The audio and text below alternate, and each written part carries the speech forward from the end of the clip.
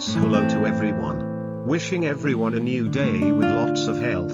Jame. You couldn't make many choices. Because of the future. You stopped and broke up with Too Deep and need to continue to return to being a director. Perhaps Jame wants to sacrifice the present to continue his work firmly and have an income and then return to Too Deep and her child to make their life better.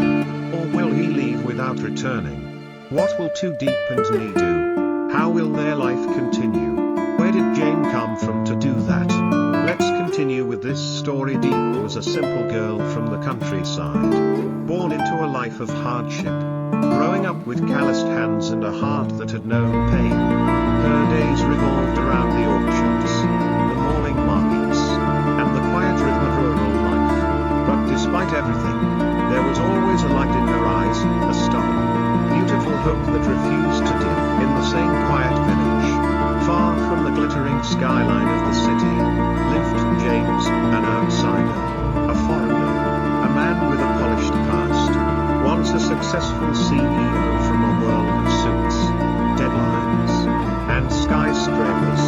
James had chosen to leave it all behind to be with Deep and a little girl named Nee. He came not out of pity, but out of love, a love unlike anything he had ever known, patient, messy, and tender. That day, like many others, began with Deep walking through the orchard, carefully picking ripe pears to sell at the market. She greeted her viewers cheerfully through the camera, her voice soft, her smile genuine. The pears were fragrant, full, and sweet, just like the woman who harvested them with care.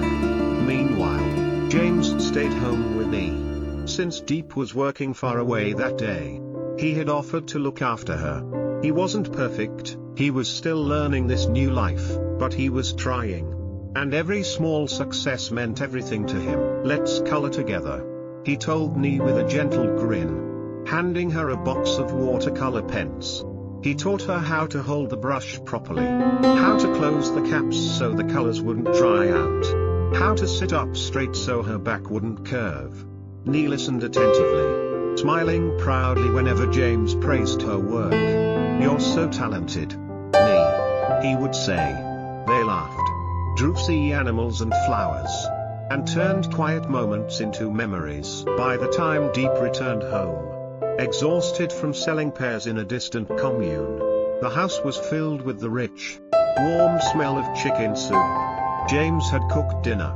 He had used one of her chickens without knowing she'd brought food back. But Deep didn't mind. She just smiled tiredly and said, "It's okay." That evening, the three of them gathered around a humble meal. They prayed together. James's habit from a different faith, a different land, and Deep had come to respect that. Nee mimicked the prayer, not fully understanding but feeling the sincerity. They ate, laughed, shared stories. James peeled meat off the bone, blew gently to cool it down, and fed Nee like a father would. Everything felt warm, felt right. After dinner, James turned to Nee and asked softly, "Would you like to call Deep Mum?" The little girl paused, shy, then nodded. "Me," she whispered. Deep froze. Then tears welled in her eyes. "Thank you," she said, her voice trembling. "Thank you for calling me that. I'm sorry. I didn't come into your life the way a real mother should have.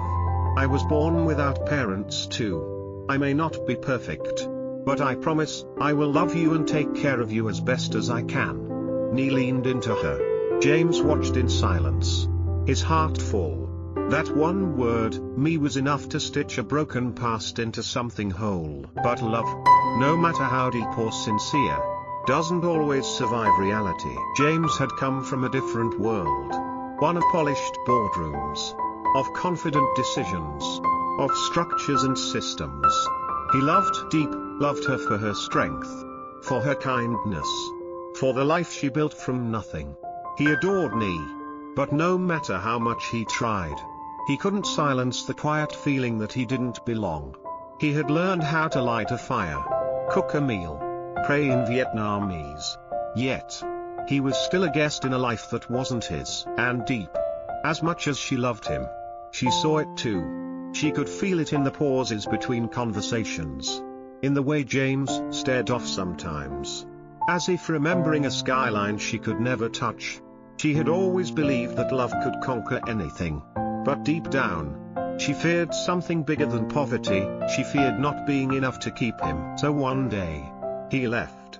There was no fight, no cruel words, just a long, quiet embrace, and a whisper, "I will always remember you."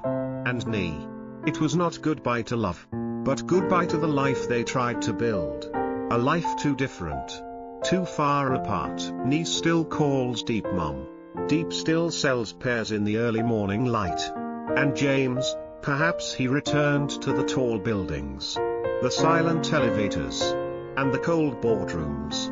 But somewhere, in a part of their hearts that remains untouched by time, that love still lives, gentle, unfinished, and real. Love didn't fail them.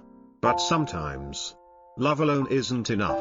Not when you come from different worlds, with different dreams, walking paths that were never meant to run parallel forever. They didn't stop loving each other, they just stopped trying to force love into a shape it couldn't hold. And so, the story ends.